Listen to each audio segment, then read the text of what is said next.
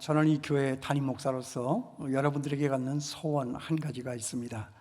그것은 무엇보다도 예수를 잘 믿으시라 하는 것입니다.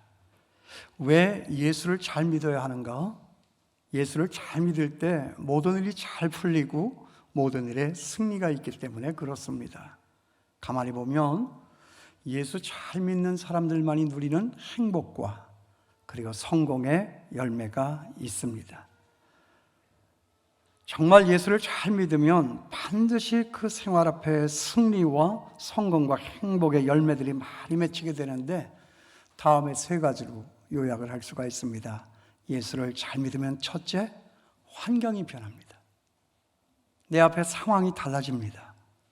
예수님 때도 한번 가만히 보세요. 예수님 때문에 보지 못하는 자가 눈을 뜨잖아요. 듣지 못하는 자가 말을 듣습니다. 말을 할 줄 모르는 자가 말을 하게 되고요, 걷지 못하는 자가 일어나 걷게 되고요, 심지어는 죽었던 자가 살아나는 생명의 역사가 일어나는 것을 볼 수 있습니다. 이건 뭐냐? 그 사람들의 삶의 환경이 달라졌다는 것입니다. 누구 때문에? 예수님 때문에. 예수 믿으면, 예수 만나면, 예수와 함께 하시면 그 삶의 환경과 여건은 달라진다. 여러분 믿습니까? 물론 이 환경의 변화가 우리 기독교 신앙의 전부는 아닙니다. 그렇지만 정말 예수를 잘 믿고 열심히 섬기면 우리의 삶의 환경이 달라지는 큰 역사를 우리는 경험할 수 있게 된다 하는 것입니다. 두 번째로, 예수를 잘 믿으면요, 환경만 달라지는 것이 아니라 내가 변합니다. 우리 사람이 달라집니다. 그 사람의 인격이 달라지고 그 사람의 품격이 달라집니다. 한마디로 말해서 훌륭해지고 건강해지고 고상해지고 아름다워진다 하는 거예요. 여러분, 이것은 환경이 달라지는 것과는 비교도 할 수 없을 만큼 아주 가슴 벅찬 일이라고 할 수가 있습니다. 예를 들어 하박국 선지자를 여러분 보세요. 잘 아시죠? 무화과 나무에 소출이 없고 열매가 없고 우리의 양이 없고 외양간에 소가 없어도 자기는, 이 하박국 선지자는 감사하다 그랬습니다. 뭐예요? 그런데 그게 무턱대고 아무것도 없는데도 감사하다라고 하는 것이 아닙니다. 그보다는 훨씬 더 좋은 많은 추수가 그에게 있기 때문에 그랬다는 거죠. 그게 무슨 추수인가 하면 자신의 삶이 달라지는 추수가 있었다. 내 앞에 환경은 달라지지 않았지만 그 환경을 바라다 보는 나는 달라졌다 하는 것이죠. 그래서 하박국 선지자는 그 말을 하고 나서 바로 그 뒤에 뭐라고 말을 하고 있습니까? 하나님께서 나로 하여금 사슴처럼 높은 곳으로 다니게 하시도다.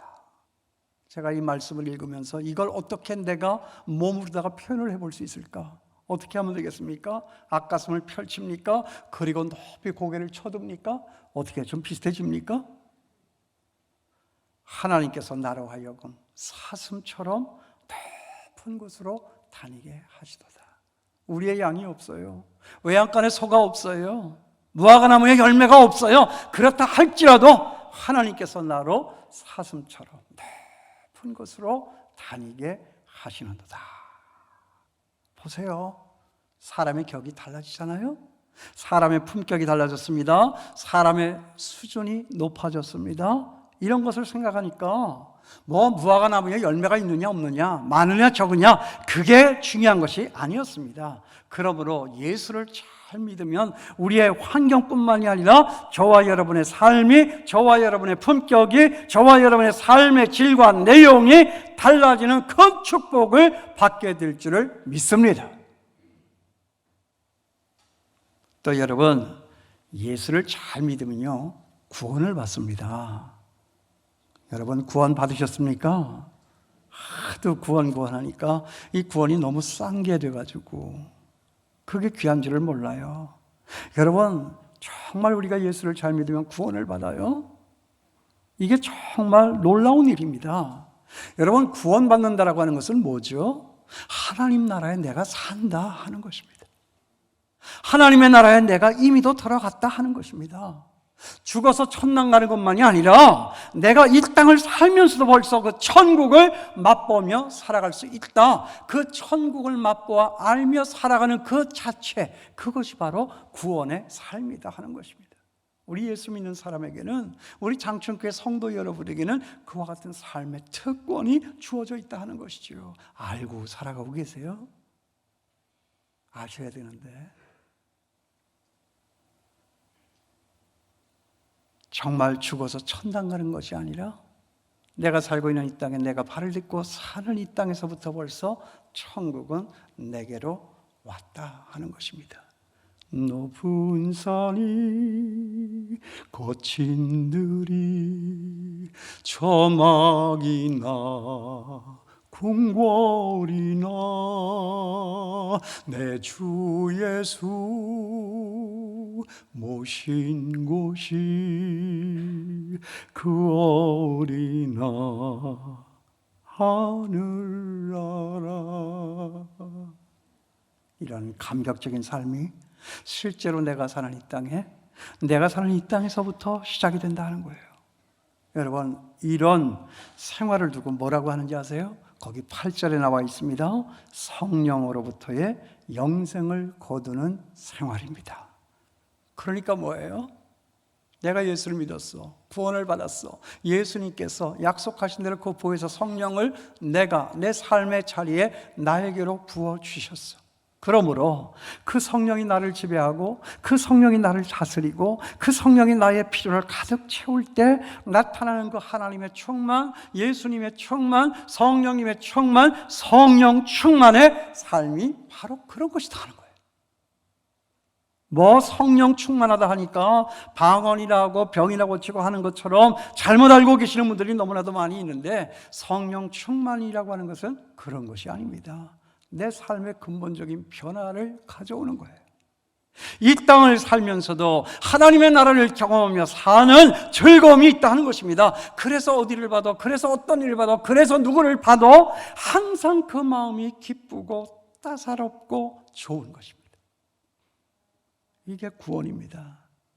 그러니까 성령 충만이 우리의 삶의 최고봉, 지고지순의 삶을 보장한다 하는 것입니다. 그래, 성령 충만해야 환경도 지배하고 사람도 달라지고 이 땅을 살면서도 천국에서 사는 것 같은 그런 기쁨을 누리면서 살아가게 된다 하는 것입니다. 여러분, 지금 이 순간에 저와 여러분, 우리의 충만은 어떤 충만입니까? 돈의 충만만을 위해서 살아가는 사람, 그 돈 없어지면 비참해지고요, 비굴해지고요, 비루해집니다. 그렇지만 성령 충만만을 위해서 살아가는 사람, 그 돈이 없어져도 세상을 이기고 나를 이기고 악마 지옥의 권세를 이기고 우리 주님과 함께 영원한 승리자가 된다는 것이죠. 꿀릴 게 없습니다. 비굴할 것 없습니다. 비겁하지 않습니다. 언제나 당당하고 언제나 의연하고 언제나 세상을 지려밟고 살아갈 수 있는 늠름한 자태가 우리 예수 믿는 삶이다 하는 것이죠. 이게 구원입니다. 그렇다면 이제 그 성령 충만의 삶은 어떻게 이루어질 수 있는가? 오늘 여기 이 말씀에 답이 있습니다. 오늘 이 말씀은 그 답을 특별히 농사 짓는 일에 비유를 해서 설명을 하고 있습니다. 거기 7절 말씀이에요. 심어라 그랬습니다. 하나님은 없인 여김을 받지 아니하시나니 사람이 무엇으로 심든지 그대로 거두리라. 심어라 그랬습니다. 성령 충만을 위해서 내가 무엇을 해야 되느냐? 심어야 하는 것입니다. 여러분, 하나님의 법은요, 그냥 가만히 있는 사람에게 임하지 않습니다. 하나님의 법은 심는 자에게 심겨지고 열매가 맺히는 아름다운 역사가 일어난다는 것이죠. 아니, 심어서 거두는 게 뭐가 축복이냐? 아니죠. 심어야만 거두는데 하나를 심으면 30배가 된다는 거예요. 하나를 심으면 60배가 된다는 거예요. 하나를 심으면 100배가 된다 하는 것입니다. 이것이 하나님이 정하신 법칙입니다. 그러므로 여러분, 하나님께 대하여 심고 투자하는 것을 배우며 살아가시는 저와 여러분 될 수 있게 되기를 바랍니다. 하나님을 향해서는 하나도 심지를 않고 주세요, 주시옵소서 한만 기도해봐야 그 기도는 공허하고 허망한 것이 되는 것입니다. 우리의 삶이 왜 이렇게 비루해졌는가? 심으셨습니까? 무엇에 대하여? 세상에 대해서만 심었죠. 하나님께 대해서 심으셨습니까? 거기에 문제가 있다. 여러분, 하나님께 대해서 먼저 시간을 심을 수 있게 되길 바랍니다.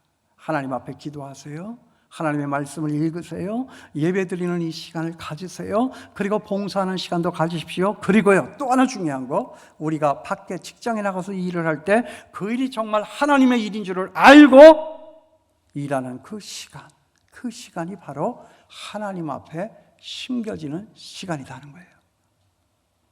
싱크대 앞에서 설거지를 하고 또 가족들을 위해서 빨래를 해도 정말 내가 짓는 이 밥을 통하여 우리의 식구들이 먹고 우리의 아이들이 먹고 저들이 하나님의 꿈을 꾸고 하나님의 비전을 가져서 저들의 남은 평생에 저들의 직장에서 만나 사는 사람들 속에서 하나님의 영광을 선포하며 산다라고 하면 그 밥 짓는 주부의 그 일도 하나님의 일이요, 그 짓는 시간은 하나님 앞에 심는 시간이라고 하는 걸 믿습니다.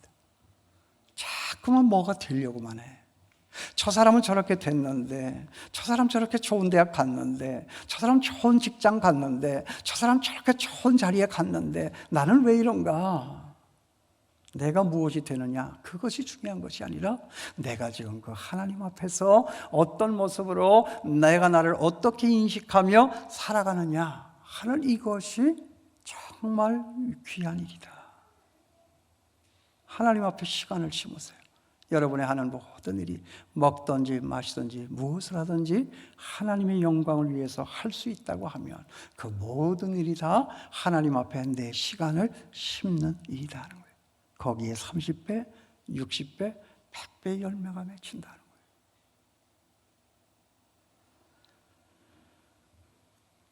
제가 언젠가 우리 교회 어떤 청년의 간증을 듣고 크게 감동을 한 일이 있어요. 어떤 청년을 만났는데 저한테 와서 이렇게 얘기를 해요. 안방에 물건을 찾으러 들어갔는데 아버지가 침상 머리맡에서 무릎을 꿇고 기도를 하더래요. 아버지가 무슨 기도를 하시나 이렇게 들어보니까 아버지가 이렇게 기도를 하더랍니다. 그 기도가 이 아들에게 충격을 줬어요. 하나님 아버지, 우리 아들 공부 잘할 수 있게 하여 주신 것 감사합니다. 그러나 공부 잘하는 것보다 저가 평생을 살면서 하나님을 더 잘 믿고 섬기는 사람 되게 하여 주시옵소서. 그게 이 아들에게 큰 믿음을 줬어요. 그래서 그때 그 청년이 제게 무슨 말을 했는지 알아요? 목사님, 저는 그때 그 아버지의 기도 소리를 듣고 제 평생의 날을 하나님 앞에 드리기로 결심했습니다. 제가 그 아이를 보면서 이렇게 얘기를 했어요. 얘야, 내가 너 한번 안아봐도 되겠니? 정말 감동했어요. 아버지의 그 기도 소리를 듣고 나는 나의 남은 평생을 하나님 앞에 드리기로 결심했습니다. 하나님의 시간을 심는 거예요. 여러분, 이런 시간을 심는 것이 얼마나 중요한지 모릅니다. 그건 상상할 수 없는 큰 열매를 갖다 주기 때문에 그렇습니다. 우리의 그런 마음, 그런 시간을 심어야 합니다. 그럴 때 하나님은 우리들의 삶에 30배, 60배, 100배의 아름다운 열매를 걷게 하여 주실 줄을 믿습니다. 이게 향기나는 삶인 거죠. 이게 보람 있고 기쁨 있고 자랑스러운 삶이 되는 것이지요. 내가 잘나서 잘난 것이 아니라 정말 하나님 앞에 심었던 그 시간이 내게 대하여 큰 풍성한 열매로 되돌아오는 것을 볼 때 거기에 내 삶에 큰 만족과 보람과 자랑이 있다는 거예요. 방금 전에도 우리 교회 축구하는 고등학교 3학년짜리 아이가 있어요. 키가 얼마나 큰지, 얼마나 잘생겼는지.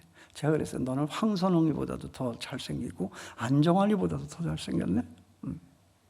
근데 걔가 부상을 당했어요. 이제 고등학교 3학년 2게임이 남았어요. 아직도 재활 치료를 하고 있는 거예요. 그 학교의 주장이에요. 걔가 꼭 있어야만 되는 거예요. 그런데 결승점 앞에서 좌절한 거예요. 제가 이 말 했어요. 오늘 설교도 했지만은, 얘야, 하나님은 언제나 좋은 것 주셔. 나를 봐도 그렇고 옆에 있는 엄마를 봐도 그렇고. 엄마에게 제가 물었어요. 어머니가 지금 이 시간에 분당에서 살까 하셨어요? 이 아이의 엄마가 된 걸 알았을까요? 몰랐죠. 나도 몰랐죠. 우리는 모르는 거예요. 모르는 일을 가지고 걱정하는 거예요. 우리들의 계획이 있어. 이거 아니면 안 되는 거야. 이거 아니면 나는 망한 거야. 이거 망한 거 아니죠. 왜 그런 시선입니까? 하나님 언제나 좋은 길 주세요. 그게 아니면 다른 것 주세요. 지금 네가 벼랑 끝에 섰지만 정말 안타깝지만 하나님께서 거기서 너를 한번 발로 차서 공중으로 떨어뜨린다라고 할지라도 너에게는 믿음의 날개가 있어. 믿음의 날개를 활짝 펴고 네가 지금까지 가보지 못한 놀라운 자리에 올라가. 그리고 네가 지금 있던 이 자리를 쳐다봐. 이게 하나님이 하시는 일이야. 네가 무엇이 되려고 하지 말고, 네가 왜 꼭 축구 선수만 돼야 되는데, 네가 왜 국가 대표만 돼야 되는데, 어리니까 그런 염려 있고 그걸 바라다 보는 부모의 마음 더 안타까울 수 있죠. 그렇지만 저 정도 산 사람이면, 목사님이면 그게 다 그렇지가 않아. 왜 꼭 그 길로만 가야 하는데, 왜 꼭 거기만 돼야 되는데, 내가 무엇이 되느냐 하는 이것이 중요한 것이 아니라 내가 어떤 자리에 어떤 모양으로 내가 이 세상을 어떻게 바라보며 여유자적하여 살아갈 수 있는 사람이냐. 세상을 이기고 나를 이기고 악마지옥의 권세를 이기며 사는 이 삶의 보람. 여러분, 하나님 앞에 여러분의 시간을 들이시고 의심하지 않게 되기를 바랍니다. 그것이 마지막이 아니요, 그것이 망한 것이 아닙니다. 믿음대로 되는 것입니다. 여러분, 시간을 심을 수 있게 되기를 바랍니다. 또 이 시간과 마찬가지로 물질도 하나님 앞에 심어야 됩니다. 하나님께 드려야 될 이 물질은 우리 심는 영적인 농사에 뭐와 같은 거예요? 종자씨와 같은 거예요. 씨를 뿌려야 열매를 맺습니다. 그러니까 보세요. 내가 11조를 먹었다라고 하는 이것은 종자씨를 먹었다는 것과 똑같습니다. 그렇지 않습니까? 그 11조는 하나님께 대하여 심으라고 주신 것인데 그걸 심어야지 내가 그걸 먹어버리면 안 된다 하는 것입니다. 그걸 심어야 30배, 60배, 100배의 아름다운 열매가 맺혀지게 된다 하는 것입니다. 심을 거를 잘라 먹으면요, 나올 게 없어지잖아요. 내가 하나를 잘라 먹으면 먹을 때 결국은 100배를 잘라 먹는 꼴이 된다라고 하는 이 사실을 저나 여러분, 우리는 알아야 할 것입니다. 그리고 또 하나, 마지막으로 오늘 말씀을 보니까 성령 충만함을 받는 비결 또 한 가지가 나와요. 뭐냐면 가르침을 받는 자는 말씀을 가르치는 자와 모든 좋은 것을 함께하라. 거기 6절에 나와 있어요. 여러분, 공부를 잘하려고 하면 누구하고 친해야 되죠? 가르치는 선생님하고 친해야 됩니다. 그렇다면 성령 충만하고 믿음 생활 잘하려고 하면 누구와 친해야 됩니까? 말씀을 가지고 말씀을 가르치는 목사님과 우리 순장님과 그리고 주일학교 선생님하고 친해야 되는 것입니다. 당연한 일입니다. 이건 매우 중요한 일입니다. 사탄이 저나 여러분 우리의 삶을 망가뜨리기 위해서 쓰는 전략 중에 하나가 뭔가 하면 가르치는 자, 특별히 목회자와의 관계를 자꾸만 흐트러 놓습니다. 이걸 어지럽혀 놔요. 말씀을 가르치는 목사님과 자꾸 사이를 뜨게 해요. 마음이 멀어지게 해요. 마음의 장벽을 쌓게 해요. 여러분 알다시피 목사인 저에게도 흠이 있고 그리고 단점이 있습니다. 저 이거 부인하지 않습니다. 그런데 여러분 눈에 말이죠, 만약에 저의 흠만 보이고 저의 못난 것만 보인다라고 하면 이것은 대단히 위험한 일입니다. 그리고 나아가 불행한 일입니다. 그렇잖아요. 그렇지 않습니까? 우리 삶의 최고 마지노선이 어디예요? 교회고 신앙이잖아요. 하나님이잖아요. 하나님의 말씀이 선포되는 그 자리에 서서 말씀을 전하는 그 목사님과 나와의 관계가 흐트러진다라고 하면 여러분, 이 인생이 어떻게 건강할 수 있으며 어떻게 치료받고 회복이 될 수 있겠는가 하는 거예요.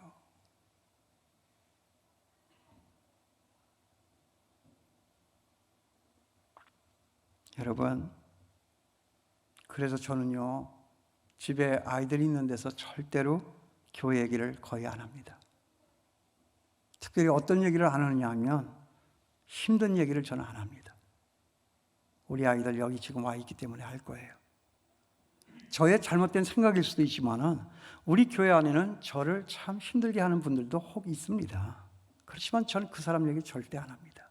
아내에게도 안 하려고 노력을 하지만 특별히 우리 아이들 앞에서는 절대로 하지를 않습니다. 왜 그렇습니까? 왜 그런가 하면 제 아내와 아이들은 제 편이기 때문에 그들이 내가 불편해하는 사람 미워하게 됩니다. 그러면 교회가 불편해집니다. 그러면 그들의 믿음이 떨어집니다. 이걸 생각해야 돼요. 여러분, 목사 아이들이 대개 교회 생활 잘못하는 이유가 어디 있는지 아세요? 교회에 대한 섭섭한 마음이 있기 때문에 그렇습니다. 장로님들이 우리 아버지 섭섭하게 했어. 교인들이 우리 아버지 아프게 했네. 이런 생각이 꽉 차 있기 때문에 교회에 대한 섭섭한 마음을 가질 수가 있다 하는 것이죠. 그런데 그것 때문에 뭐가 안 생기는가 하면 믿음이 안 생기는 거예요. 여러분, 혹 목회자에 대한 부정적인 생각을 가질 수 있을 때가 있습니다.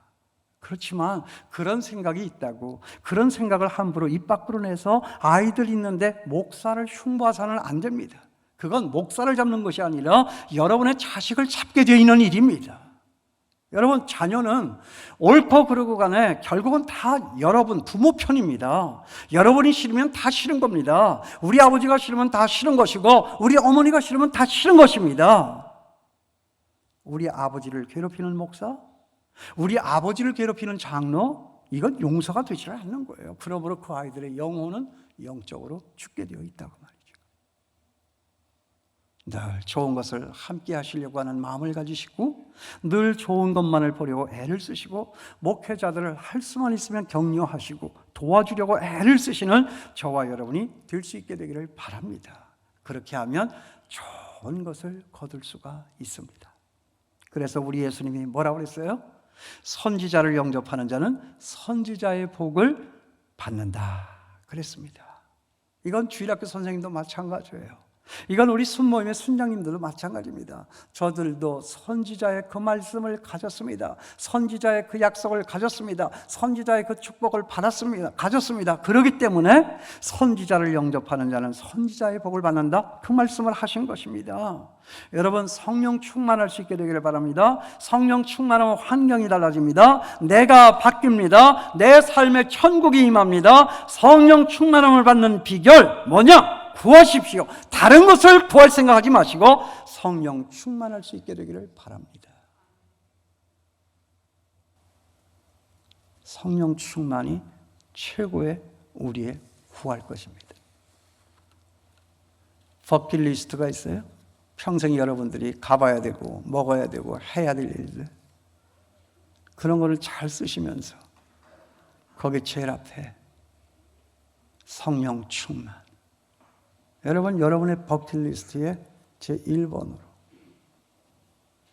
아니 1번이 내 평생에 저 서유럽에 가기, 뭐 이거 적어놨을 테니까 이거는 0번으로 하세요. 0번 성령 충만 구하기.